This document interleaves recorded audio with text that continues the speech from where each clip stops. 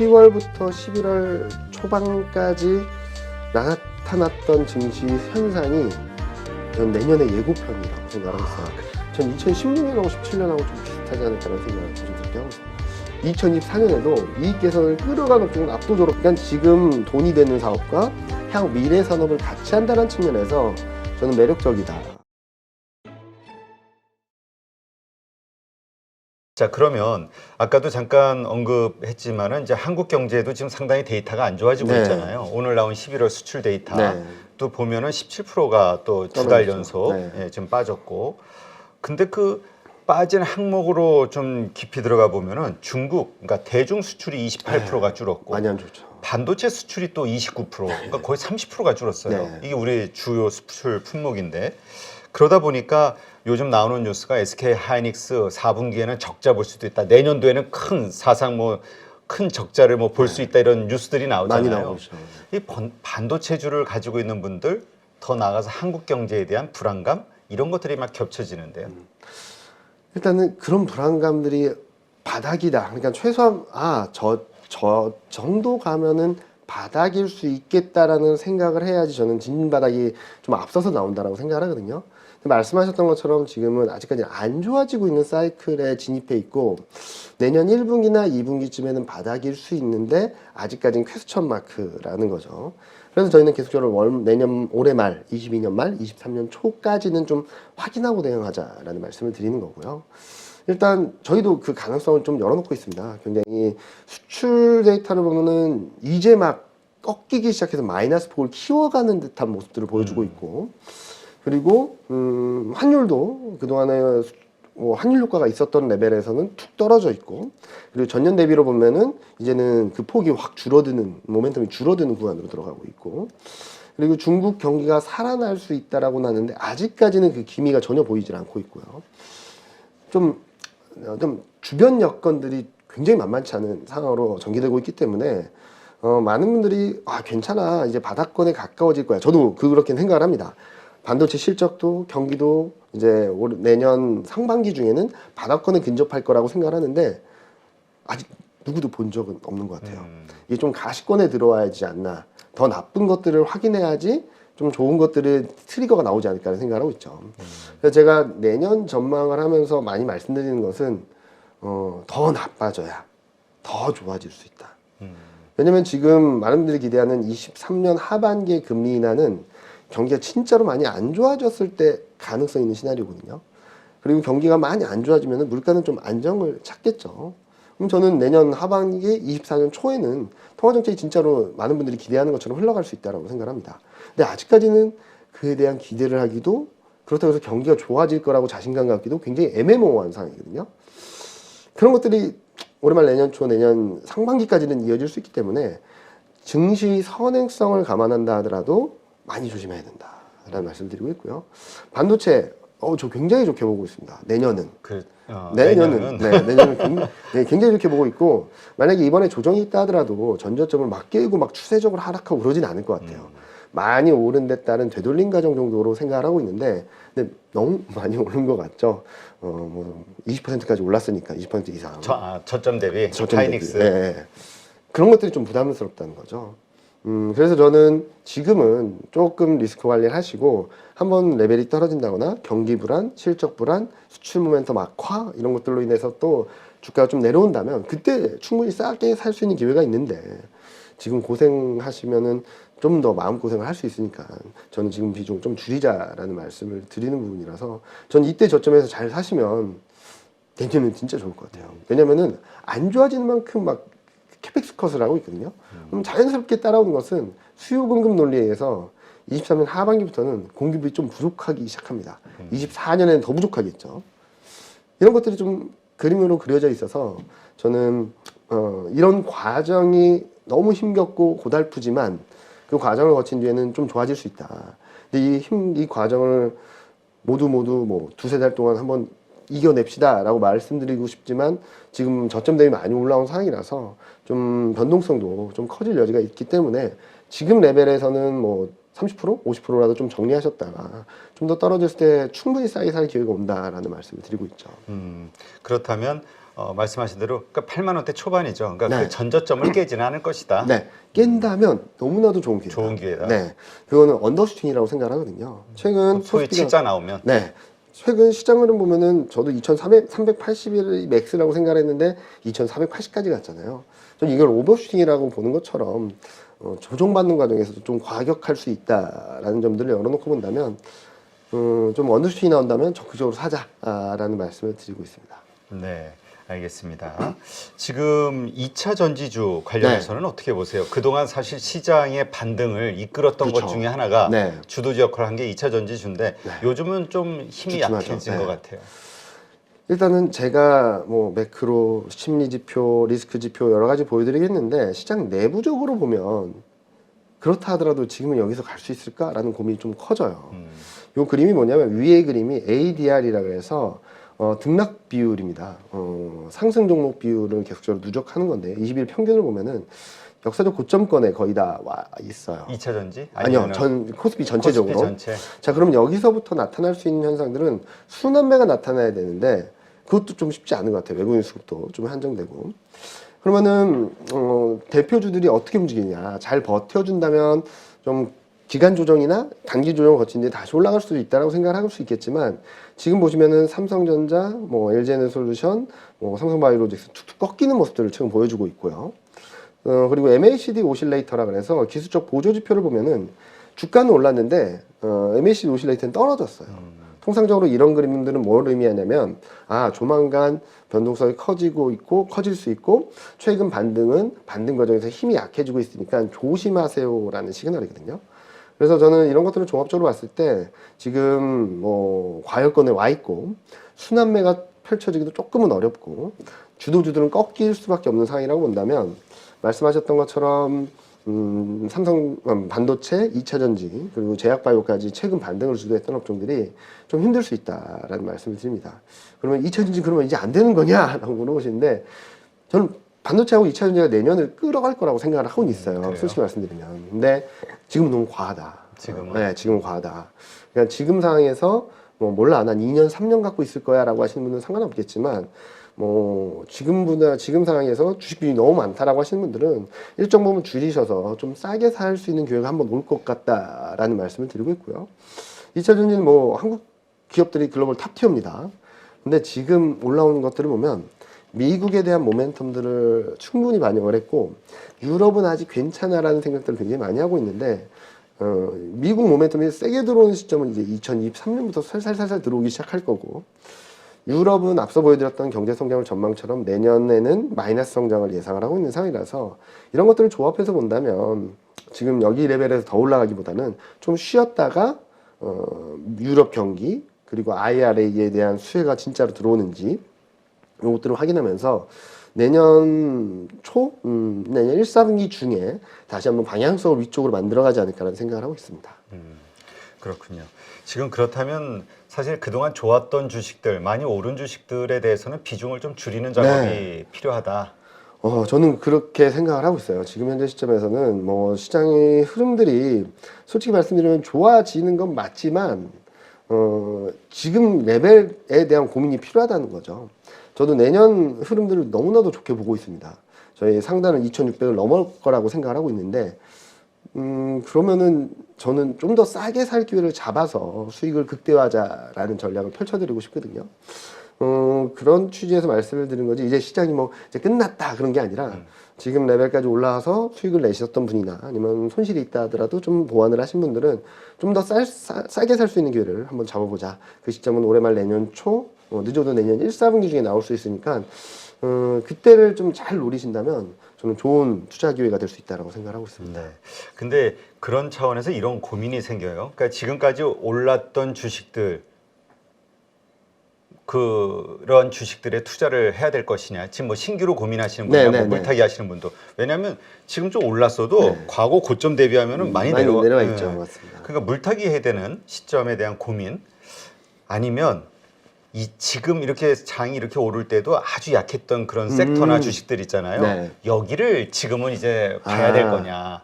그러니까 왜 추세 매매하는 분은 잘 나가는 거에 그쵸. 사고 그다음에 정말 가치 투자 관점으로 보시는 분들은 그래도 싼 주식을 사잖아요. 어떤 게 지금의 투자 아이디어가 맞을 것이냐. 저는 올해 10월부터 11월 초반까지 나타났던 증시 현상이 전 내년의 예고편이라고 생각하고 있어요. 아, 그래요? 네. 자, 어떤 특징이 있었죠? 첫 번째, 경기는 생각보다 괜찮다. 두 번째, 금리 인하할 수 있다. 세 번째, 달러 약세, 원화 강세, 외국인 수급 개선. 이 와중에 반도체 강세, 2차 전지 강세, 인터넷, 뭐 제약 바이오, 순환매 차원에서의 대장주들이 움직이는, 대형주들이 움직이는 장세. 전 내년에 그런 것들이 나올 수 있다고 생각하거든요.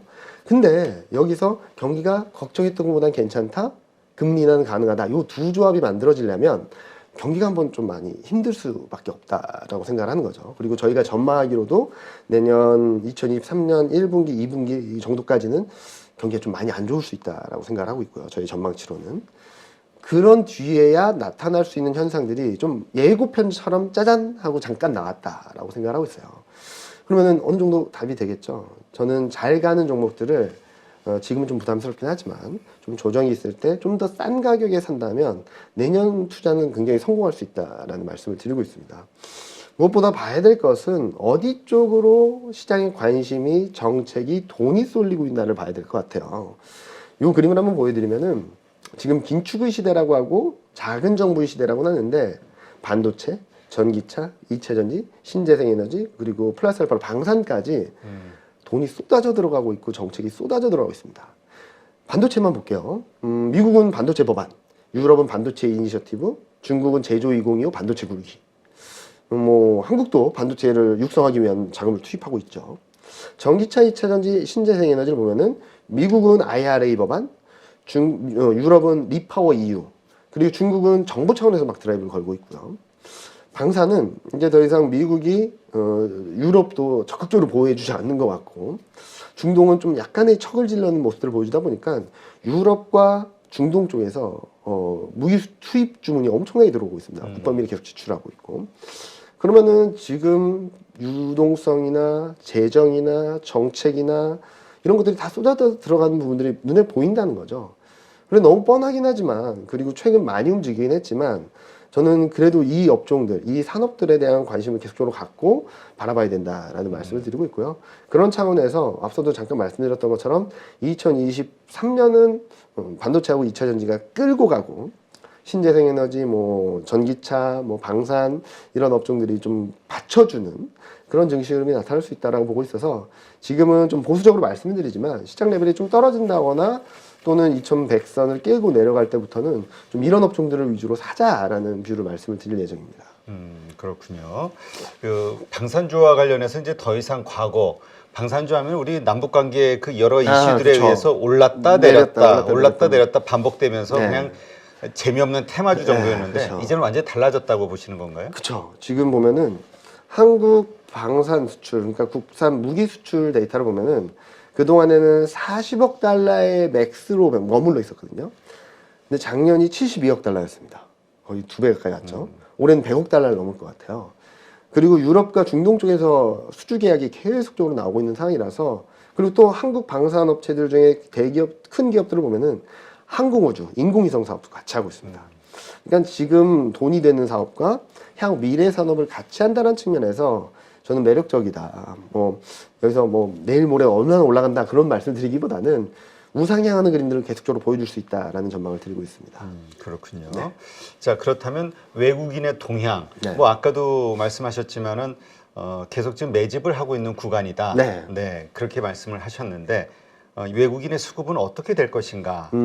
일단은 저희가 보는 것은 환율이 되게 중요하잖아요. 그렇죠. 저희가 예상하는 환율 흐름을 잠깐 말씀을 드리면 일단은 경기가 미국 경기 안 좋아지면 안 좋아질수록 그 다음에 스텝에서 달러는 약세를 보입니다. 그림을 한번 보여드리면 위의 그림이 요 회색 명암이 된 게 경기 침체기거든요. 근데 경기 침체 이후에는 1, 2년이든 짧으면 1, 2년이에요. 그리고 길면 4, 5년까지 달러가 약세를 보였고 그때마다 신흥국 증시는 굉장히 좋았습니다. 이 구간에도 그랬고요. 네. 이 구간에도 그랬고 요 구간에서도 강했죠. 그래서 저희는 아까 말씀드렸던 대로 올해 말 내년 초까지는 원달러 환율이 좀 더 올라갈 수 있다고 생각하고 있어요. 1,500원 넘을 수 있다라고 생각하고 있는데 내년 연말 수치를 한번 보시면은 달러 인덱스는 100 밑으로 원달러 환율은 1,200원 초반까지 열려 있다고 생각하거든요. 그러니까 지금 올해말 내년 초는 최악의 상황을 반영한 뒤에는 앞서 말씀드렸던 대로 물가도 잡히고 그러니까 경기가 더 안 좋아지면 안 좋아질수록 달러는 위로 단기적으로 튈 수밖에 없지만 물가는 안정될 거고 통화 정책은 완화적으로 갈 거고 안 좋아진 만큼 기조 효과가 이제 내년 하반기 2024년 상반기에 들어오겠죠. 그런 그림들이 나타난다면 달러 약세, 원화 강세 이어질 수 있다라고 생각하고 있고 이 그림 보시면 좀 힌트가 있어요. 보시면은 요 파란색이 달러 인덱스고요. 네. 요 빨간색이 원달러 환율입니다. 이번에는 최근에는 원달러 환율이 더 많이 올랐잖아요. 달러 인덱스보다. 내년에는 반대가 나타날 수 있다고 생각합니다. 달러 인덱스도 슬로해지지만 그보다 원화가 더 강해질 수 있다고 보고 있는데 그렇게 보는 이유는 또 정책이에요. 무슨 정책이냐? 중국이요. 중국. 자, 지금 ECB도 페드도 금리 인상 속도 조절을 얘기하는 것은 물가가 제대로 안 잡혔지만 그동안 금리 인상을 했던 특히 미국은 3월 달부터 금리 인상을 했던 여파들이 이제 1년 정도의 시차를 두고 들어오기 시작한다는 거죠. 자, 반대의 나라가 있습니다. 중국. 중국은 올해가 거의 경기 침체와 같은 분위기였죠. 그래서 금리 인하고 유동성 공급하고 재정 정책 투입하고 뭐 어마어마하게 정책을 쏟아부었습니다. 근데 아직까지 움직이지 않고 있어요. 네. 왜? 시간이 필요한 거죠. 정책을 긴축적으로 갔는데도 그게 바로 실물 경제에 반영되지 않고 시차를 두고 반영되는 것처럼 정부 부양 정책을 아무리 쏟아부어도 실질적인 경기가 좋아지는 사이클은 시간을 두고 반영이 된다는 거죠. 그러면은 올해는 미국만 독일과 청처하고 중국이 굉장히 안 좋은 그림이었다면 내년에는 정책 효과로 인해서 미국은 슬로해지고 중국이 상대적으로 괜찮을 수 있다고 생각하거든요. 그래서 저희 전략 2023년 전략의 제목이 반전 드라마예요. 올해 말 내년 초까지 굉장히 안 좋은 그림을 보여주겠지만 그 반전이 내년 1년 내내 나타날 수 있다. 그래서 저는 2023년에는 외국인이 적극적으로 살 수 있는 그런 구간, 그 와중에 신흥국, 신흥아시아, 한국 증시가 미국이나 다른 나라 증시보다 좀 우위를 보이는 신흥국 증시가 좀 더 상대적으로 강한 그런 그림을 열어놓고 있어서 이번 고비만 잘 넘기면 저는 굉장히 좋은 그림이 나타날 수 있다고 생각하는데 이번 고비를 잘 넘기기 위해서 저는 계속적으로 좀 조심하자는 현금화를 말씀을 좀 해놓자. 네네. 싸게 살 수 있는 기회에 놓치지 온다. 말자. 네. 근데 지금 내년도 오히려 미국 시장보다도 이제 신흥국 쪽이 좀 네. 낫지 않겠냐 네. 말씀하셨는데 일각에선 또 이런 고민도 하거든요. 뭐냐하면 지금의 그 기준금리 4.5% 뭐 이러한 상황들이 이게 낮은 게 아니잖아요. 네, 그렇죠. 네, 뭐 5%까지도 갈 수 있다라고 네, 네. 얘기하니까 이러한 것이 과거의 데이터를 보더라도 금리 인상을 멈추고 미국이 인하를 하거나 하는 그때 신흥국 위기들이 터졌다. 아, 많이 말씀하시죠. 그러니까 지금 오히려 미국이 안정화되는 그 순간에 이제 신흥국들은 그 참고 참았던 문제들이 터지면서 경제 위기, 뭐 신흥국 위기가 터지는 거 아니냐. 그럼 시장은 또 망가지는 거잖아요. 저도 충분히 가능성이 있다라고 생각을 하는데 저는 이번 사이클은 아니다라고 생각을 하고 있어요. 많은 분들이 그 말씀을 하시는 것 중에 하나는 1990년대를 말씀을 하신 것 같아요. 근데 재밌는 그림 중에 하나는 그때 경제 규모, 한국의 경제 규모랑 기업들의 규모랑 지금 비교할 수 있을까를 고민해야 되겠죠. 왜냐면 그때는 아시아 6용이란 나라들이 다 신흥위기, 금융위기, IMF 다 겪었습니다. 근데 미국은 잘 갔습니다. 선진국들은 잘 갔어요. 그리고 대형 기업들은 잘 갔죠. 근데 지금은 한국을 그때와 같은 신흥국으로 봐야 될 것인가? 지금은 그때와 비슷한 신흥국들이 흔들리고 쓰러지고는 있습니다. 이미 나타나고 있다는 네. 거죠. 근데 한국 경제라든지 중국 경제라든지 대만 경제나 그리고 기업들의 위상이 달라졌다는 점들을 염두에 두고 본다면 이미 앞서 말씀하셨던 90년대 후반 같은 신흥국 증시들, 신흥국 나라들이 푹푹 쓰러지는 그림들은 이미 나타나고 있다. 근데 시장은 크게 반응하지 않았다. 그때처럼 지금도 반응하지 않고 있다. 저는 그래서 지금 조심해야 될 것은 그런 그림들이 나타나면 특히 뭐 한국 같은 경우도 뭐 회사채 문제가 좀 있긴 하죠. 그럼 중소형주나 실적으로 안 보여지는 종목들은 안 된다는 거죠. 그러니까, 소위 기대감만 있는 성장주들. 그렇죠. 그러니까 그리고 중소형주들. 부채 비율 높은 업들. 그렇다면 내년도는 아까도 뭐 잠깐 언급하셨지만 지수 관련 대형주들이 큰 장세를 네. 이끌 것이다. 시장을 끌어가는 흐름들이 나타나지 않을까라는 생각을 하고 있어서 전 2016년하고 17년하고 좀 비슷하지 않을까라는 생각을 조심스럽게 하고 있습니다. 2016년, 17년의 특징이 뭐였죠? 반도체요. 반도체. 아, 삼성전자만 주구장창 갔던. 삼성전자만 간 건 아니고요. 2016년, 17년을 같이 보셔야 될 것 같아요. 보시면은 요 그림인데요.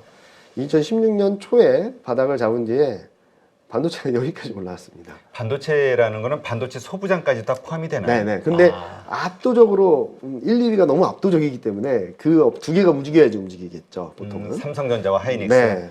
근데 이 반전의 시작은 실적 바닥 확인이었거든요.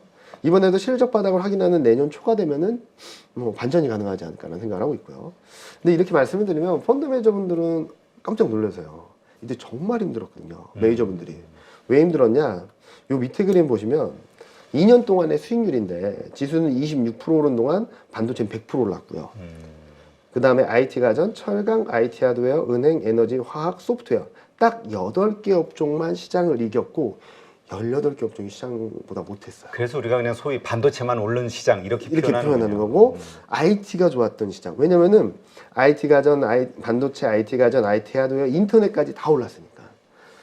그런데 재밌는 특징을 하나 보여드리면 요 위에 있는 2017년 이익 개선 기여도랑 밑에 있는 수익률 상위 아웃퍼폼을 했던 업종들 보면 매칭이 되거든요. 뭐 반도체는 압도적으로 이익을 끌어갔고요. 그리고 IT 가전은 수익률은 2위인데 이익 개선 기여도는 5위입니다. 그리고 철강은 수익률 3위인데 이익 개선 기여도는 8위. 그리고 IT 하드웨어는 뭐 밑에 있긴 하지만 IT 수요에 대한 기대감이 있었고, 은행은 수익률이 5위인데 이익 개선 기여도는 3위. 에너지는 수익률 6인데 이익 개선 기여도가 여기 7위 정도 나오고요. 화학업종도 여기 상위권에 위치해 있죠. 그러니까 이익 개선 기여도가 높은 애들이 다 같이 올라갔다라는 거예요. 시장을 이기려면 이익이 잘 올라가는 애들 봐야 되겠죠. 전 내년에도 비슷할 것 같아요. 왜냐면은 유동성은 이미 많긴 한데 돈이 새롭게 들어오는 게 아니라서 모험적인 투자를 하긴 좀 어렵거든요.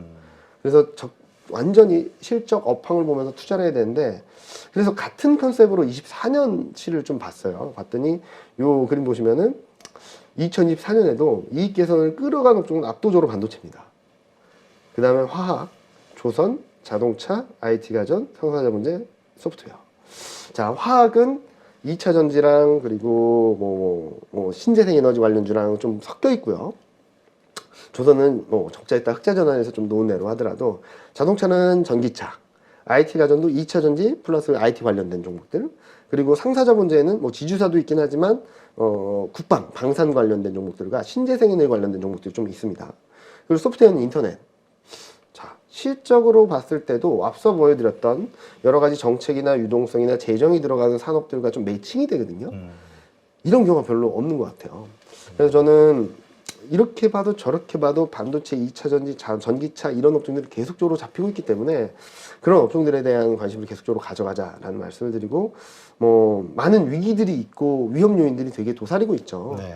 근데 그것 때문에 시장이 안 간다라기보다는 그럴수록 진짜 괜찮은, 진짜 될 만한 실적으로 보여지는 업종들을 찾아가신다면 오히려 차별적인 성장, 상승을 하면서 지수 레벨과 같이 움직일 수 있겠다라는 생각을 하고 있습니다. 네, 그렇군요. 그렇다면 아까 그 중소형주가 못 갔다고 하면, 그리고 16개 업종은 못 올랐다고 네. 하면 시장 대비, 상승률에 대비해서도, 네, 네.